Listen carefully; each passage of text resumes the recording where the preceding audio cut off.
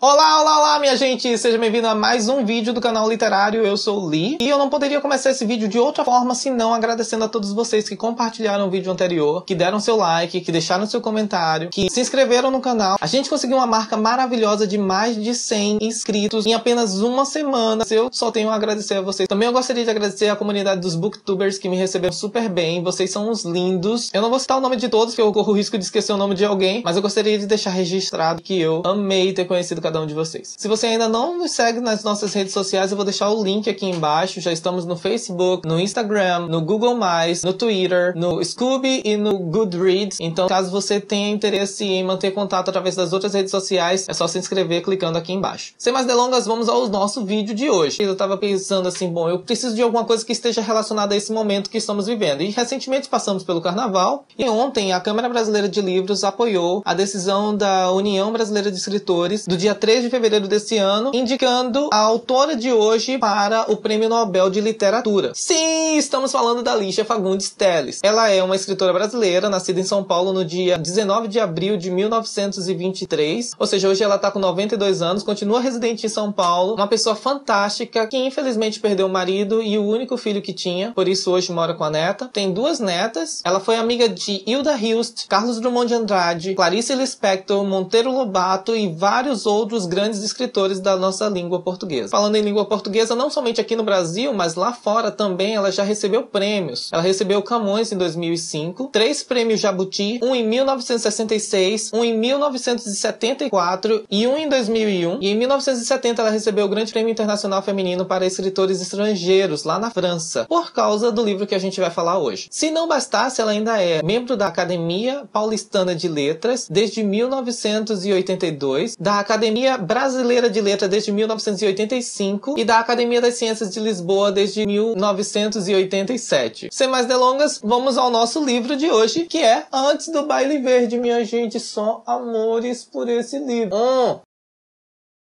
Vamos lá?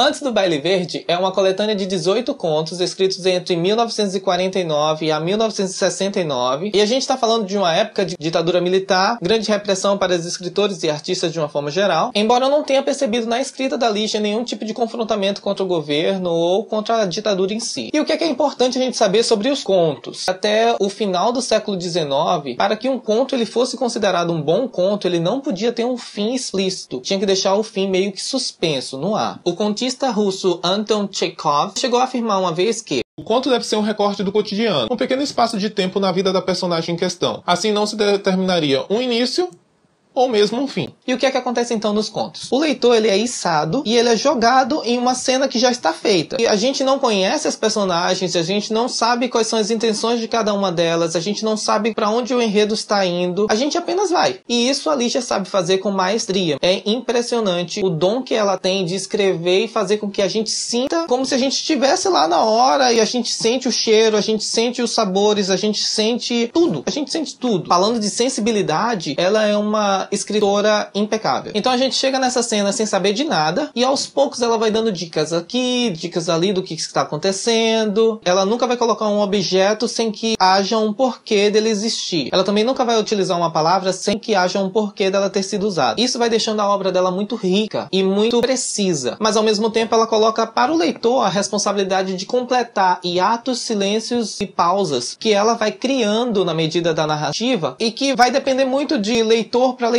Isso torna o conto dela fantástico, porque se a gente vai comparar a nossa leitura com a leitura de uma outra pessoa, a gente vê que a gente completou essas lacunas com coisas que a gente estava vivendo, coisas que a gente estava sentindo naquele momento. Isso também muda se a gente ler esse conto hoje e se a gente deixar para ler esse mesmo conto amanhã. As perspectivas que nós vamos ter vai ser completamente diferente e vai com certeza alterar a forma como vemos este conto. A Lígia tem uma mente que em determinados momentos me lembra um pouco a mente do Edgar Allan Poe, porque ela pega pega pequenas situações e detalhes do cotidiano que nos deixam completamente irritados e ela mostra pra gente com naturalidade e tranquilidade as medonhas consequências dessas situações. E nos pegamos muitas vezes considerando ou adotando determinado conto como nosso conto favorito da vida. O problema é que esses contos são medonhos, minha gente. E a todo momento, então, o leitor ele é confrontado com assuntos que envolvem ética e moral. E isso mexe bastante com o leitor. Os ecos da leitura da Lígia permanecem no decorrer do tempo. É fantástico, minha gente. Eu recomendo muito a leitura não somente desse livro, mas de qualquer outro livro da Lígia Fagundes Telles. Bom, vamos então falar sobre os contos desse livro. O primeiro conto é Os Objetos. Nesse conto a gente se depara com um casal que está discutindo e falando sobre os objetos que eles colecionaram ao longo da vida e vão relembrando como eles adquiriram esses objetos, o que aconteceu, um colar de pedrinhas de corais, enfim, todos os objetos que eles colecionaram durante esse tempo de vida eles vão relembrando. Mas aí no decorrer do conto a Lígia vai nos mostrando que existe um certo desconforto nesse casal, que só vai sendo revelado na medida que o conto vai avançando. O segundo conto é Verde Largato Amarelo, trata sobre dois irmãos, em que o mais novo ele é mais habilidoso, ele é mais bonito na visão do mais velho. É bem interessante e traz essa cena de ciúme como plano de fundo. Em apenas um saxofone, que é o terceiro conto, uma dondoca, uma perua, acaba se apaixonando por um saxofonista. E aí ela vai relembrando de como eles se conheceram até aquele momento e dali por diante as coisas ficam mais tensas e intensas. Helga é o quarto conto. Nesse conto a gente é apresentado a um vigarista brasileiro que viaja para a Alemanha e lá ele conhece Helga, uma menina muito bonita que trabalha na farmácia do pai. Helga guarda um grande segredo e o vigarista vai gostar muito de descobrir que segredo é esse. O Moço do Saxofone é um dos meus contos favoritos. Ele vai tratar sobre um caminhoneiro que fica hospedado numa pousada e no quarto ao lado ele escuta um som muito melancólico de um saxofone sendo tocado. Durante o jantar à noite ele conhece uma linda moça. Esse relacionamento vai explicar o motivo da tristeza do som do saxofone. E aí finalmente a gente chega ao conto que dá título ao livro, Antes do Baile Verde. Trata sobre duas mulheres, uma é patroa, a outra é criada, e a criada ela tenta convencer a patroa o tempo todo de não ir ao baile verde, que é um baile de carnaval onde todos vestem verde, e a patroa está lá com seu vestido, lantejoulas verdes, costurando, enfim, pensando já no baile, já fazia tempo que ela estava se preparando para ir para esse baile, e a criada ela fica o tempo todo dizendo para ela não ir. Por quê? Porque o pai da patroa está morrendo no quarto ao lado. Será que ela vai trocar a diversão pela família?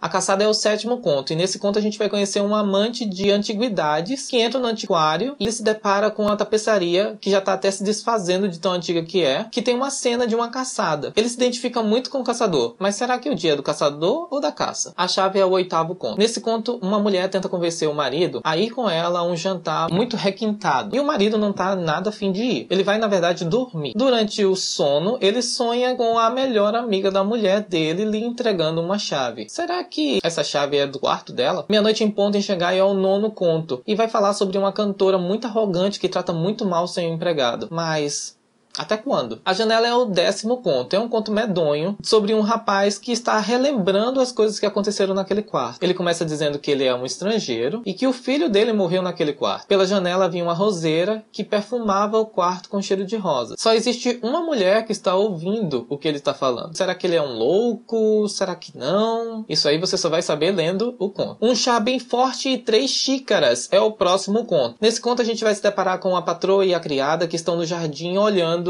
e conversando sobre a vida, e em certo momento a patroa pede para a criada colocar a mesa do chá das 5, com 3 xícaras de chá. Uma para ela, uma para o marido dela, e a terceira para quem mesmo, hein? Em O Jardim Selvagem, que é o próximo conto, Tia Pombinha tem um único filho, e esse único filho decide se casar com Daniela. Daniela é uma moça muito bonita, com o estranho hábito de utilizar apenas uma única luva em uma de suas mãos. Ela está sempre disposta a ajudar todos que precisam, de uma forma um tanto quanto peculiar. Natal na Barca é o 13º conto, e ele vai falar sobre duas mulheres fazendo uma travessia em uma barca durante a época de Natal, em que uma delas foi abandonada pelo marido, com 2 filhos para cuidar. Mas ela só está amamentando um deles, e ele está um tanto quanto pálido. A Ceia é o 14º conto. Um casal que já estava separado se reencontra para jantar, e a mulher tenta a todo custo reatar o relacionamento. O restaurante já está perto de fechar, mas antes de fechar, eles vão presenciar umas cenas de ciúmes, uns barracos, umas confusõezinhas. Será que ela vai conseguir reatar o relacionamento? 15º conto é o Venha Ver o Pôr do Sol. Nesse conto, um pobretão tenta convencer sua ex-namorada, que hoje está muito bem obrigado, a ir com ele ver o último pôr do sol do casal. E ele diz que é o pôr do sol mais bonito do mundo. mundo. Mas esse pôr do sol só pode ser visto dentro do mausoléu de sua família. Será que ela topa ir com ele? 16º conto, Eu Era Mudo e Só. Fala sobre um homem que aceita tudo o que a mulher diz. Ele não tem reação quando é maltratado, ele era mudo e só. Mas até quando? No penúltimo conto, As Pérolas, um homem desconfia que está sendo traído pela mulher e ele atribui a traição a um colar de pérolas que ela costuma usar. Ela está prestes a sair para um jantar e ela não acha o tal colar. Onde será que foi parar? Finalmente chegamos ao último conto,